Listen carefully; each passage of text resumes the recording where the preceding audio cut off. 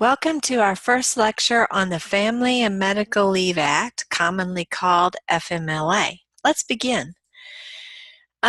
The basis on which an employer makes a decision about whether a particular circumstance is going to be FMLA eligible is actually a pretty complex process. And so we're first of all going to talk about the 5 things that the employer has to think about before he or she can know whether this is actually a covered event or not. One is the size of the employer. Now you might think to yourself, well, this sounds pretty easy. I mean, after all, if I'm the employer, I know how big I am, right? It's a little bit more complicated than that. So we'll see how this can require a pretty complicated equation. There are some small employers, relatively small employers, who might be covered. And then there will be companies as big as Walmart who sometimes will not be covered because of its size. So it's a complex formula. Then another issue that's important is the duration of the employee's tenure. How long has the employee worked here?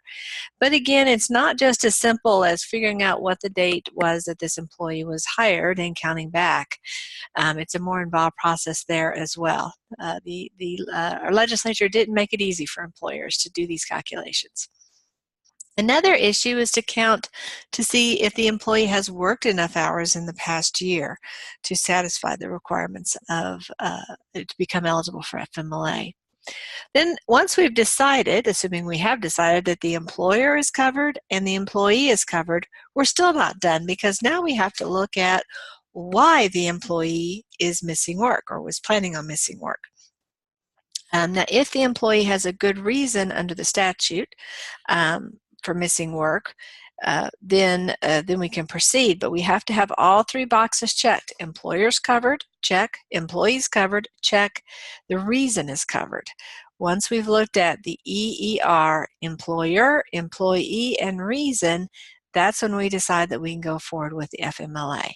Now you might be thinking to yourself, this sounds really complex. I mean, maybe it'd just be easier just to grant FMLA even in situations where it may not be appropriate or may not be required by the law. Wouldn't that be the easy way to fix this?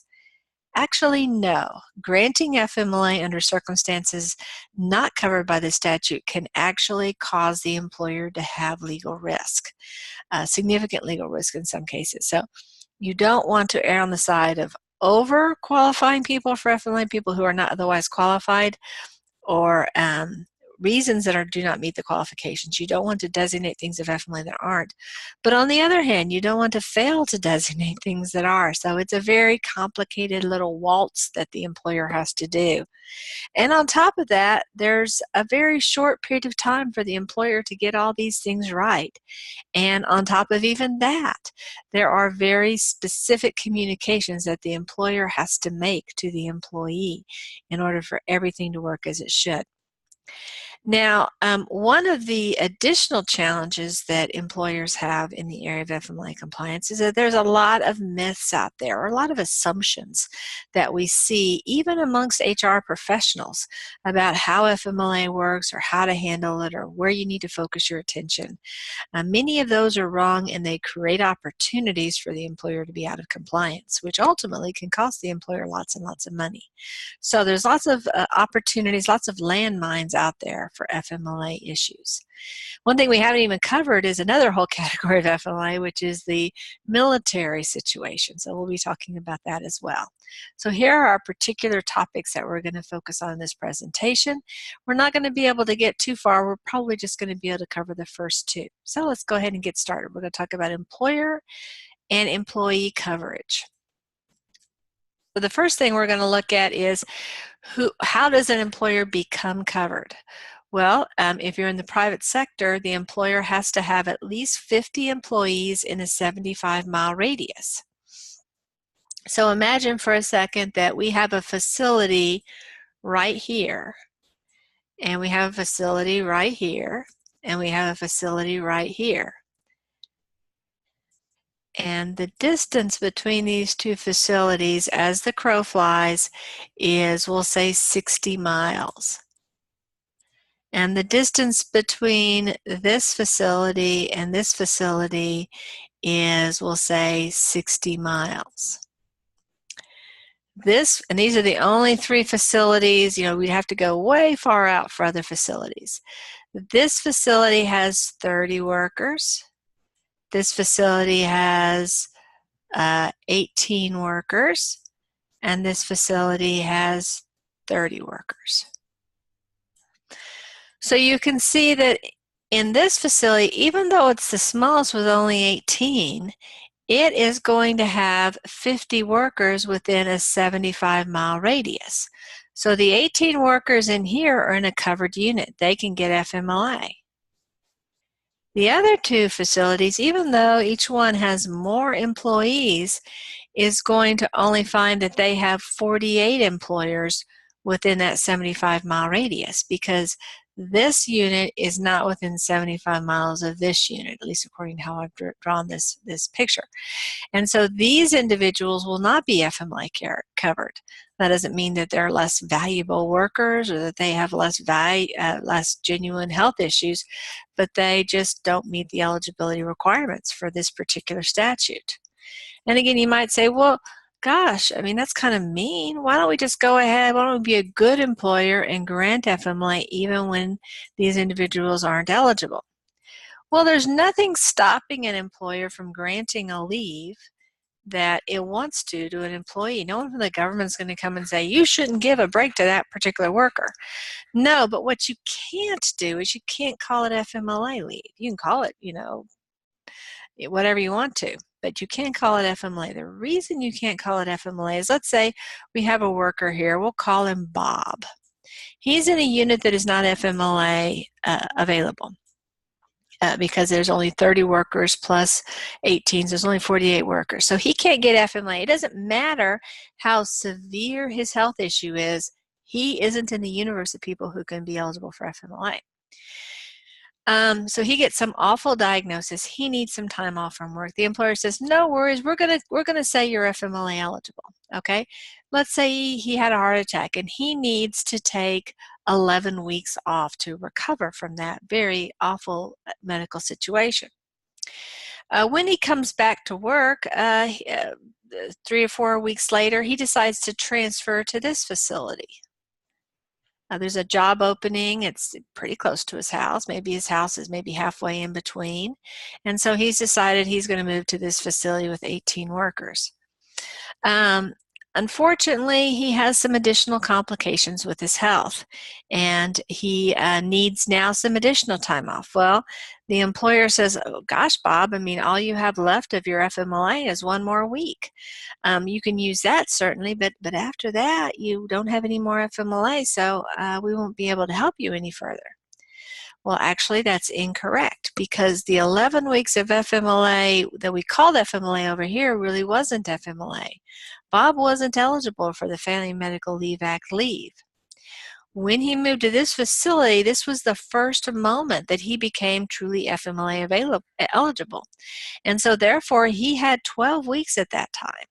And so the decision that the employer made to only extend him 1 week of FMLA once he was in this facility was a violation of the law. He should have been granted the 12 weeks. And so you can see how being very generous can actually become a problem for an employer. So think through those issues carefully before you grant FMLA when it's not legally required. In addition to private sector employers being covered, we also have public sector employees, public sector employers, including schools.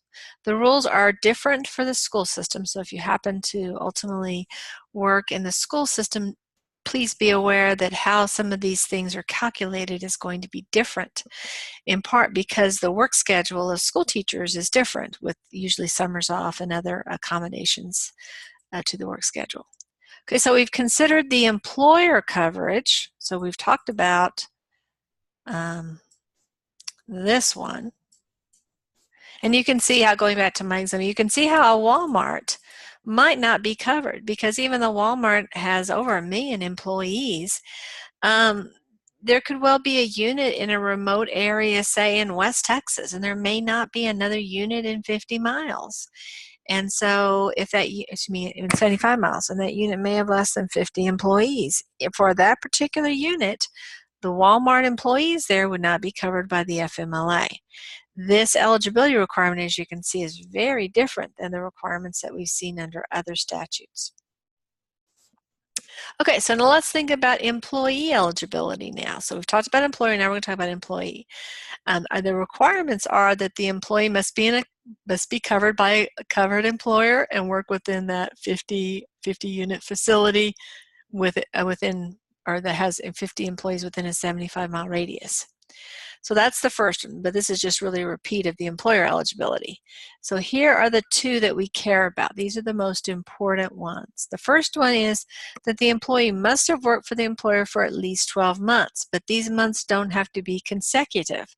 So imagine that, say I'm 50 years old. I worked for, we'll say Macy's, back when I was in college for 6 months, maybe on and off for a while. And then 10 years ago, I worked for them for 3 more months. And now I'm 50 years old and I've gone to work for them for 3 more months. Well, we'd have to add up all of that time. And in this case, I would have gotten to 12 months. So the months don't have to be consecutive. And in fact, I don't have to go around announcing to my employer, oh, by the way, in case you forgot, I worked for y'all 30 years ago in your store in a different location, or your location in a different state, maybe under a different surname. So keep in mind that the months do not need to be consecutive. And in some cases, especially if it's very distant in the past service, it may not be in the computer system.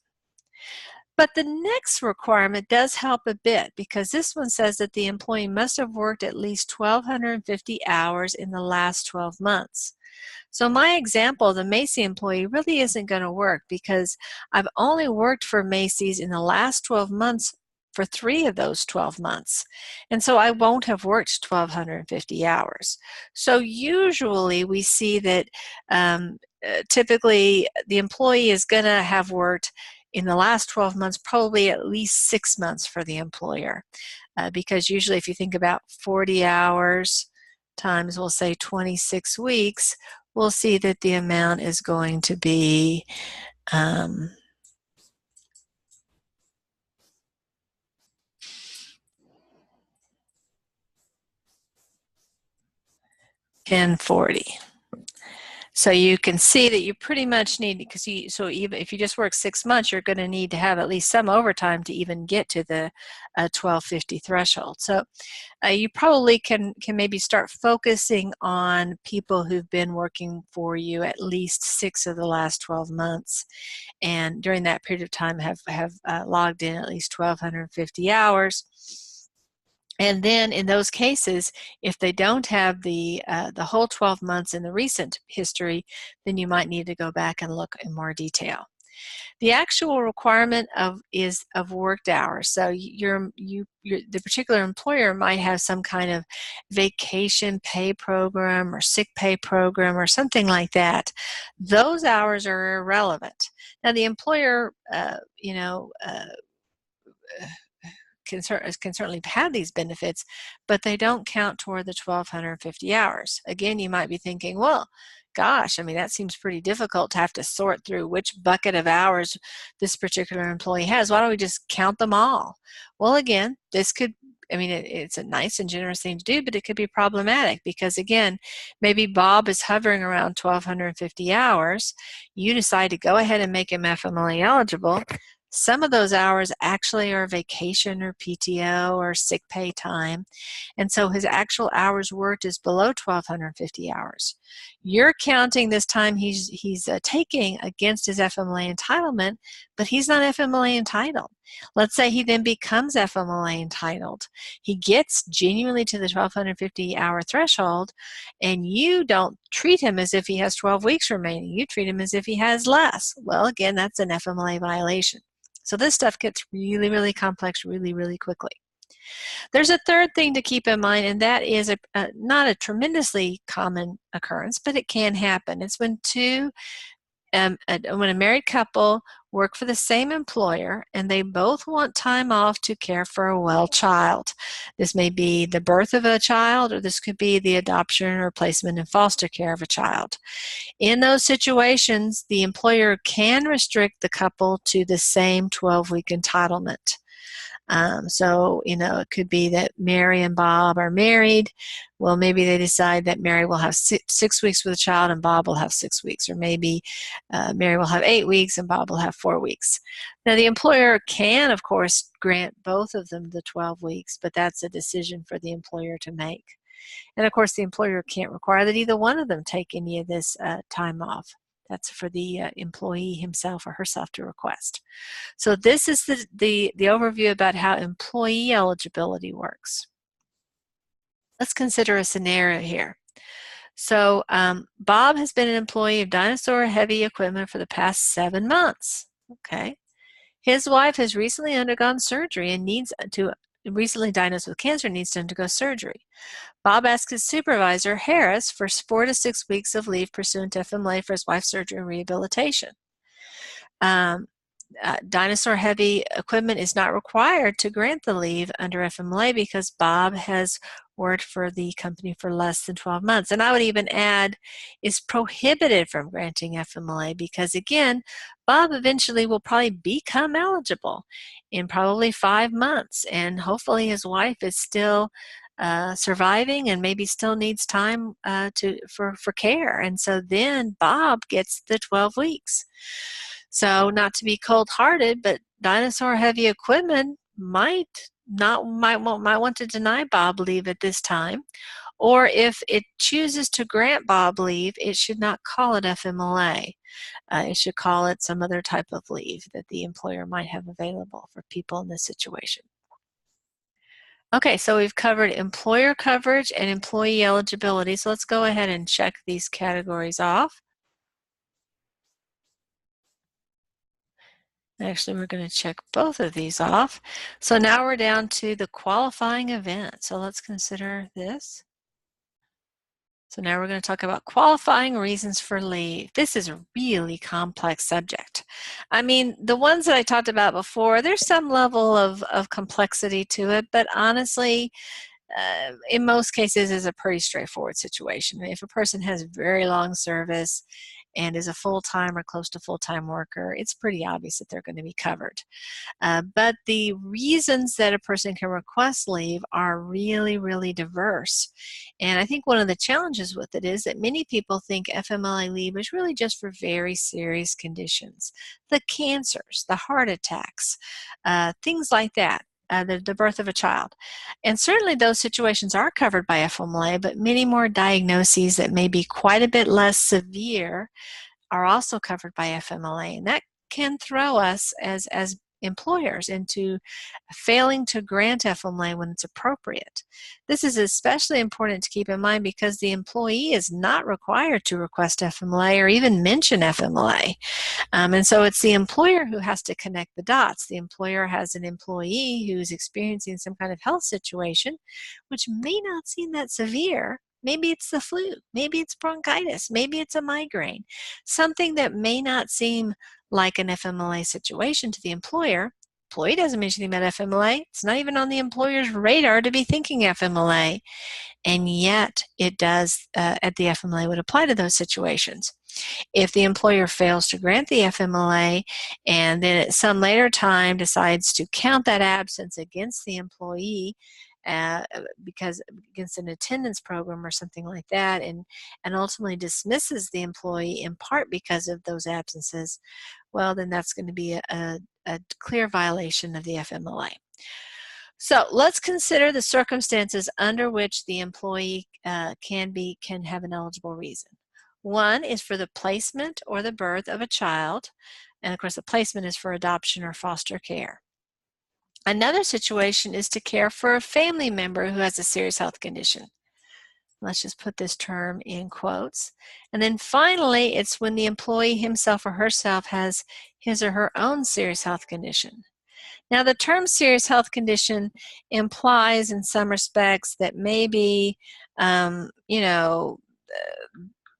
might die or you might need surgery or something pretty darn serious is going on. And you might think, well, maybe the way to approach this is to see what the legislature, how they define the term. That's a smart strategy. That's how legal professionals approach this. When they see a term in the statute that is undefined or that is not immediately clear what it means, then we check the statute to see how it's defined. Unfortunately for us, the legislature, the Congress, did not choose to define this term. My guess is, and I haven't independently researched this, but my guess is that this was a political decision. For example, imagine that I am a conservative a member of Congress, and I decide to vote in favor of this law. I'm going back to my constituency and I want to justify why I voted in favor. Maybe my constituency doesn't like a lot of what they feel to be unnecessary government regulation. And so they look at me and go, why did you vote for this limitation upon business? This is going to have negative impacts upon our rate of growth of our economy and things along those lines. Well, I might say, listen, I mean, none of us want people who are dying of cancer to be forced to come to work when they just aren't able to. That's not humane. And that's the type of situation that's going to qualify when people have terminal illnesses or when they have illnesses that could well be terminal. Things like serious cancers, heart attacks, strokes, things like that are what we mean when we say serious health condition. And of course, my constituency, if I'm this conservative legislator, is going to be, oh, well, yeah, I mean, those are very serious things. Yeah, that makes sense. That's the compassionate thing to do. That law seems to make sense. Now imagine I'm a liberal congressperson and I go to my constituency, which presumably is also liberal, and they say to me, what's this serious health condition thing? I mean, if somebody is too sick to go to work, their absence ought to be excused. What do you mean by serious health condition? That seems very limiting. And I might say, well, gosh, I mean, if you're ill, it's serious to you, isn't it? I mean, health issues are almost always serious because, you know, they involve not feeling well and maybe needing to take medication. And so really anything that is causing somebody to feel bad is going to qualify as a serious health condition. It could just be a cough or maybe some sneezes or maybe some allergies. It could be something that isn't at all life-threatening, but is certainly uncomfortable and inconvenient. That's what we mean by serious health condition. So you can see the definitions could be very, very different. And when you don't define a term in the statute, you allow kind of both groups of folks to take it home and say, well, this is what it means. And of course, those definitions aren't consistent. So how did we get clarity about what this term meant? Well, after a law is passed and signed by the governor or the president, in this case, the president, then it's going to go to the agency that will be enforcing the law. And in this case, it is the Wage and Hour Administration, which is part of the Department of Labor. And one of their jobs certainly was to develop regulations to implement this law. And naturally, one of the most important part of those regulations was deciding, well, what does serious health condition mean? And so I'm going to go through in this presentation and talk about how they've defined that term. So that will be a big part of what we'll be talking about for the next several slides. But before we get to that, I'm going to pause and talk a little bit about military family leave. We're going to talk more about this later on, but I want to talk about the two categories. If you learned about FMLA in the 1990s, you probably didn't know about this new type of military leave because it didn't exist. So there's kind of two buckets here that we're talking about. So under the traditional FMLA, the non-military one, we have three buckets. Again, when you have a child, however you happen to get the child, to care for a family member and to care for your own illness. In the military situation, we have two situations. One is when a person is called up for military duty, many times they have to do some things pretty darn quickly. And we'll talk about the types of activities they might need to do. They might need to, attend to family matters because they're going to be out of touch for quite a while. Another thing that obviously, unfortunately, can happen is that a person might be called upon to care for a family member who has been on active military duty that perhaps has been injured because of his or her service. And so there's a leave for those individuals to care for those family members. So the individual isn't a member of the military, himself or herself, or I mean, I guess it could be, but in most cases they're not going to be, but they're caring for the spouse or the son or daughter or the parent of that covered family member. And so we'll talk about how these leaves play out in a later section, but for this section of the presentation, we're going to focus on these first 3 bullets here. Okay, so there's some terms we need to focus on a little bit. One term that we've seen is who is a parent. So when we're talking about son or daughter, we need to figure out, well, if somebody says that child is my son, then that person is claiming to be the parent of that son or that daughter. And so we have to decide what that means. If we're talking about a spouse, then we have to say, well, who qualifies as a spouse? And so these are some terms, again, that we would look to the regulations and the statute. So the first one is a parent. So a parent under the FMLA can be a biological parent, can be an adoptive parent, can be a step parent, or a foster care parent. So these are pretty cut and dried. You know if you're one of these or if you're not one of these. But the next one is a little bit more loosey-goosey, we'll say. And this is somebody who stood in loco parentis. This is a Latin expression, and it literally means in the place of or in the location of a parent to the employee when the employee was an underage son or daughter. So parent can mean more than just the traditional person who you share DNA with. This could be, for example, a grandparent. Maybe the parents, let's say little Bobby, his parents are not able to care for him, and so Bobby's paternal grandparents take him in and care for him. They may not adopt him. There may not even be some kind of a formal legal change in his status, but they're the people tucking him in at night. They're the people dropping him off to school, making sure he's got warm clothes, all the things that parents do for their kids. Now, in loco parentis is not going to apply if you drop, little Johnny off at his cousin's for the week. That's not in loco parentis. It's a long-standing relationship that's going to be like a parent relationship. In-laws are not covered under the definition of a parent. And as we see the list, you'll see grandparents, aunts and uncles, cousins, grandchildren. None of those are covered under this category. We're really just restricted to the spouse, the son, the daughter, or the parent. So these are the kind of immediate family members. The term spouse has the definition that we'd ordinarily think. This could be whatever state law provides. In Texas, we have a type of marriage called informal marriage, and we also have ceremonial marriage. Informal marriage is in some senses similar to what we may have heard of as common law marriage. Well, because that's recognized in Texas, that would meet the definition of spouse. In the state of California, they no longer have common law marriage, so that would not be a basis for establishing a spousal relationship in California. And then same-sex marriage is also covered now because of the recent Supreme Court decisions.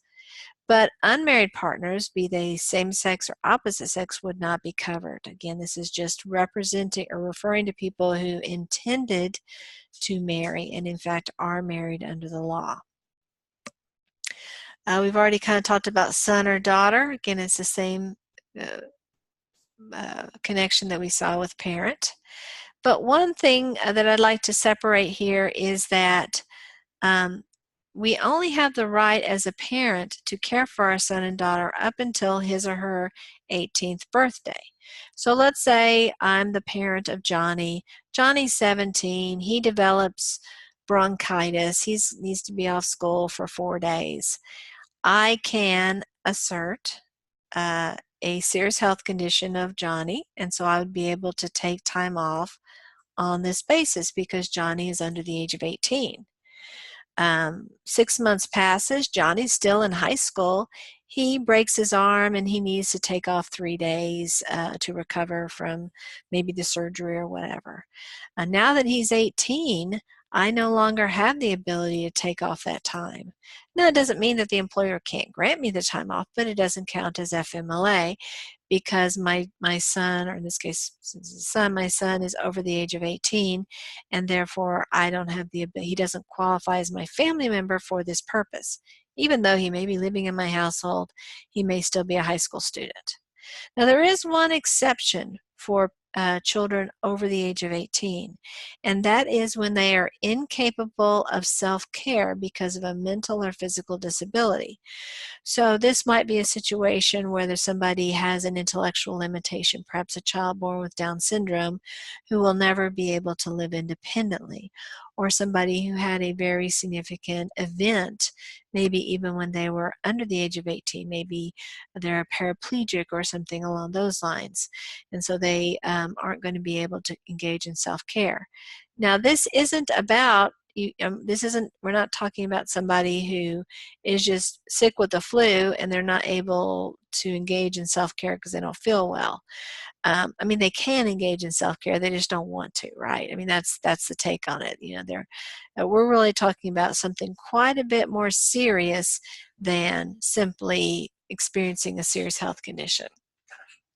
So the general rule is the FMLA leave is not going to be available for parents who care for their adult children who experience a serious health condition, even if the adult child is just a little bit beyond the age of 18.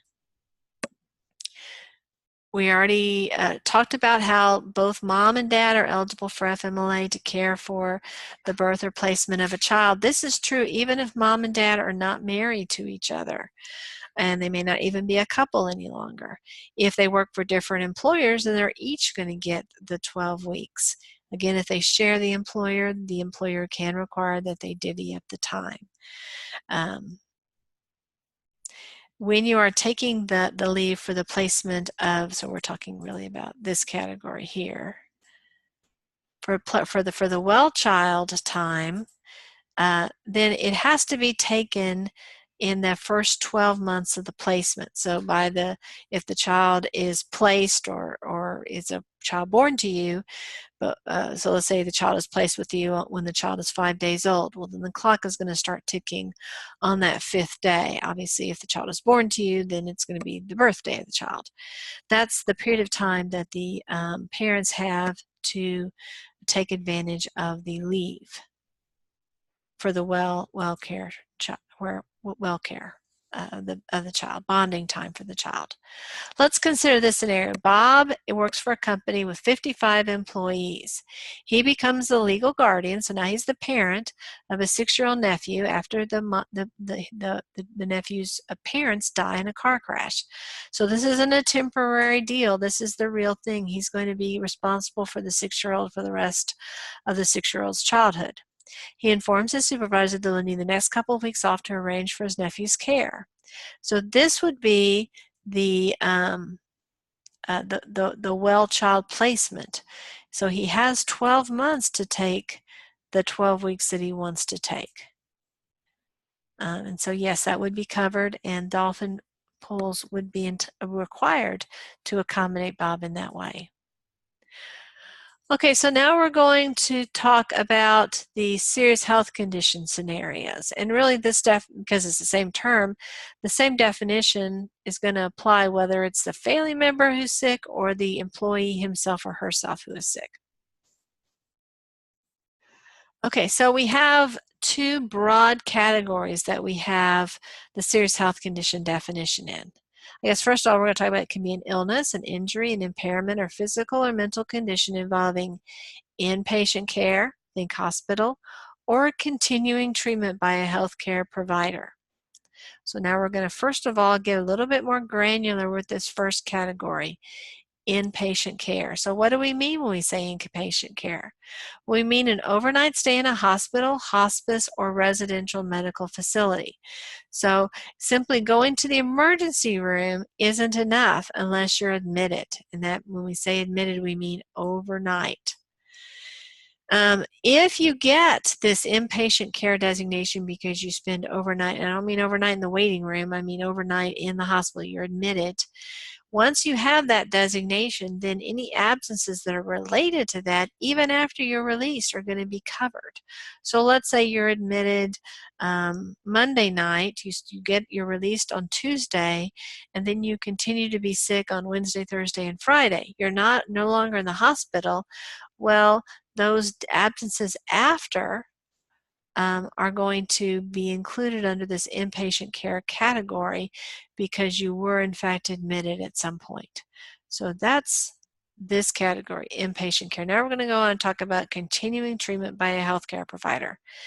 This is a much more interesting category. I mean, really, common sense kind of tells you if somebody's sick enough to get admitted to the hospital, they probably have a serious health condition. So that's probably pretty intuitive, but this one's a bit trickier because we're going to see many rather routine illnesses are going to fit under this category. Okay, so we actually have 5 categories under this continuing treatment by a healthcare provider category. This first one, I call it the 3-day rule, so I'm going to put a 3 here.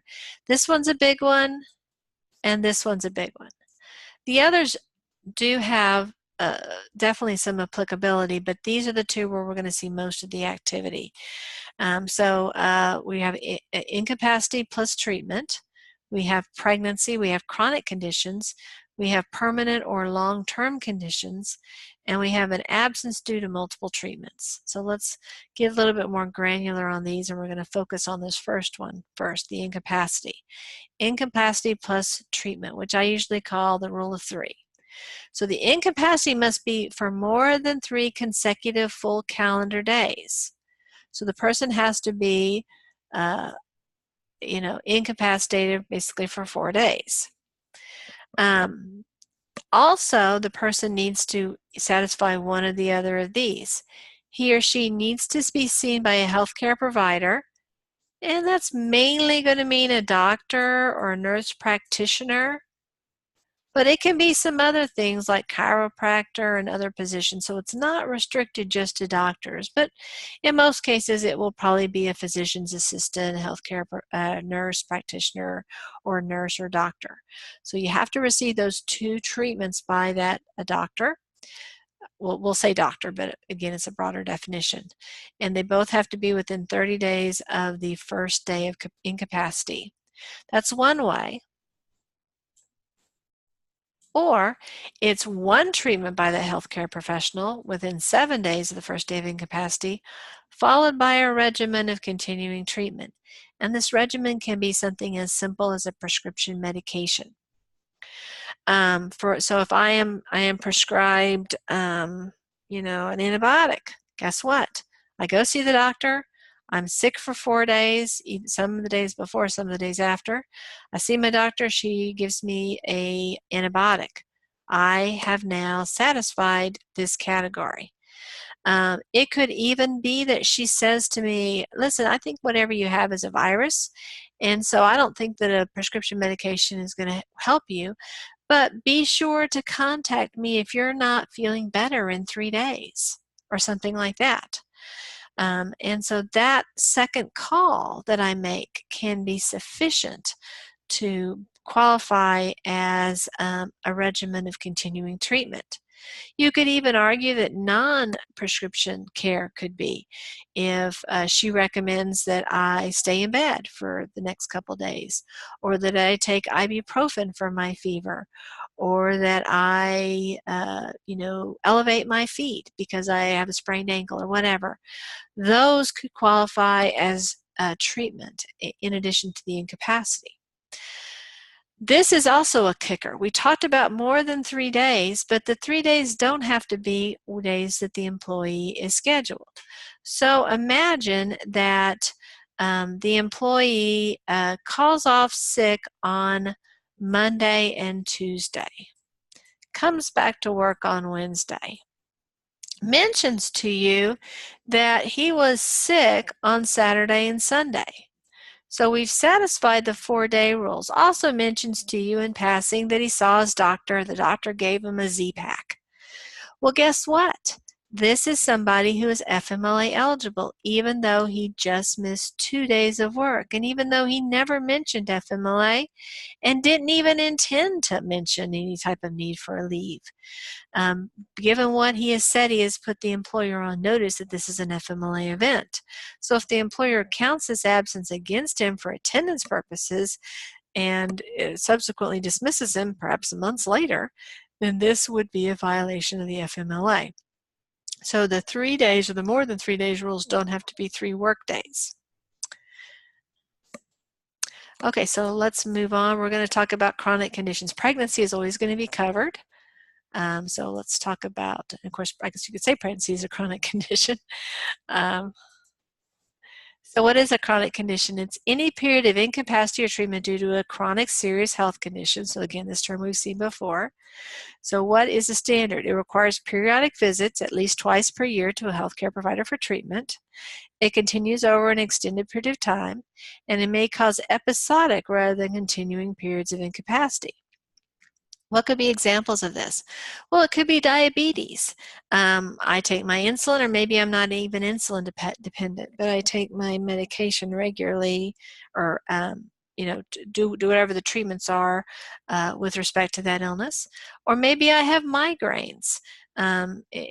Twice a year I visit my doctor to get a refill of whatever my prescriptions are. I don't see the doctor every single time I have the migraine. That wouldn't make sense, but I have a regimen of treatment that I know to follow as soon as I start having those symptoms. Well, under those situations, every time I have a migraine, that's going to fall under this chronic condition. Maybe I have a pretty severe case of having migraines. Maybe I have 3 or 4 a month, and maybe I have to take off a day or two. Well, each one of those absences is going to be covered under the FMLA.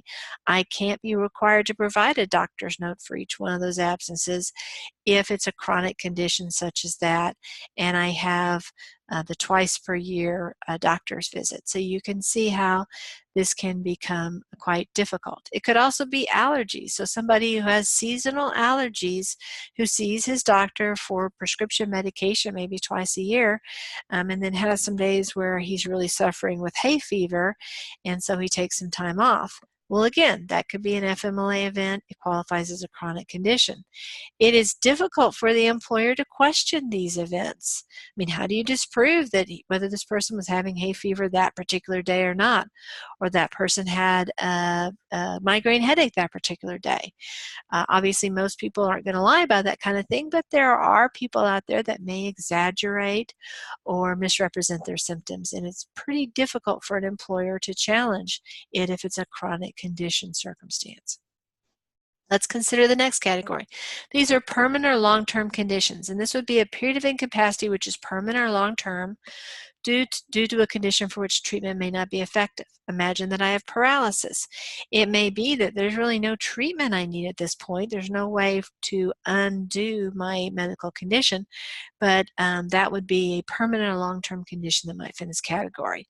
Others might be things like dementia or Alzheimer's, that there may not be effective treatments available, but I would still have this condition that is a long-term condition. So that's our next one. And then we have absence to receive multiple treatments. This could be chemotherapy or radiation therapy. It could be some kind of restorative surgery after an accident or other injury, some type of plastic surgery, maybe reconstructive surgery, something along those lines. The standard for whether the underlying treatment or the treatment is going to be covered, we're going to look at the underlying condition. So the issue is, if I hadn't have sought these treatments, would it's likely to have resulted in incapacity for more than 3 consecutive full calendar days? Again, that's that incapacity plus treatment scenario. So again, if I'm receiving chemotherapy for my cancer and I hadn't gotten the chemotherapy, well, presumably my cancer would have progressed, and then obviously my incapacity would have been for a longer period of time. So that is our last category under our continuing treatment by a healthcare provider. So now we've covered both inpatient care and continuing treatment by a healthcare provider. So we've covered both when the family member has a serious health condition and when I've had my own serious health condition. We haven't drilled into these quite yet. Let me just pause here for a second though and show you some information about this. Let me flip over here. Here is a communication from the U.S. Department of Labor, Wage and Hour Administration, and this explains those 2 types of leave: a qualifying exigency leave and then a military caregiver leave. And this explains, for example, in the exigency I can never say that word. That word right here. Apologize, my lips get twisted a little bit. That gives us 12 work weeks of unpaid leave. And that goes against the underlying 12 weeks of entitlement that an employee has. So that's going to not be an additional 12 weeks, that's the 12 weeks that already exists. But the military caregiver leave is 26 weeks, so quite a bit more than what we have seen under FMLA generally. And this gives a little bit more granularity about this. I'm not going to do a very deep dive in this course about military leave because it really is something that when you encounter those situations, you're going to want to do a careful review at that time. They're not as common, frankly, as the other scenarios for FMLA leave, but they can be obviously very serious situations that you want to make sure you're handling them correctly. So at this time, we have covered the employers who are covered by the FMLA, the employees who are covered by the FMLA, and the reasons. So we've covered the whole, the EERs, the employer, the employee, and the reason. We need to have answers to all three before we're going to be in a position to evaluate whether this person or this circumstance is FMLA covered. So we've talked about this one, we've talked about this one, and actually these two are both covered by the employee, and we've talked about this one. This last one, the fifth category, we'll cover in more detail in a subsequent presentation. I thank you for your attention. As always, if you have questions about this material, please don't hesitate to contact me. My email is cgroover@collin.edu. I look forward to hearing from you. Or even better yet, stop by my office hours so we can talk at length about these topics. Thanks so much for your attention, and I hope you have a wonderful day. Take care.